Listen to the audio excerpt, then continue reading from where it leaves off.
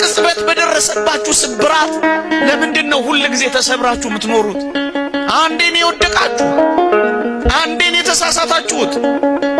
ሁሉ ጊዜ ግን መነሳት አለ። እግዚአብሔር ሆይ ብወድቅ እነሳለሁ፣ በጨለማም ብቀመጥ እግዚአብሔር ብርሃን ይሆንልኛል። ጠላቴ ሆይ ደስ አይበልህ፣ ወደ ብርሃን ያወጣኛል፣ ጽድቅንማ ያለው ነው የሚለው ክርስቲያን። ነብዩ ነው ይህንን የተናገረው። ወጣቶች ዛሬ በሚሆነው ነገር ስራ አጣችሁ ሊሆን ይችላል። ትምህርት አልሳካ ብሎ ተዘግቶ ሊሆን ይችላል።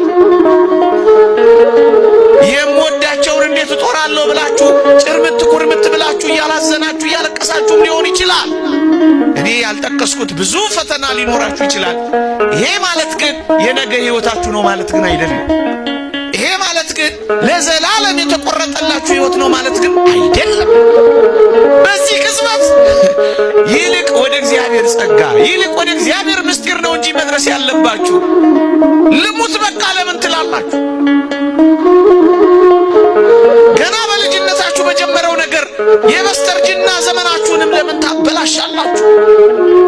ያችሁ የነገር ፍጻሜ ሌላ ሊሆን ይችላል፣ ደግሞም ይሆናል ከእግዚአብሔር ጋር ከሆነ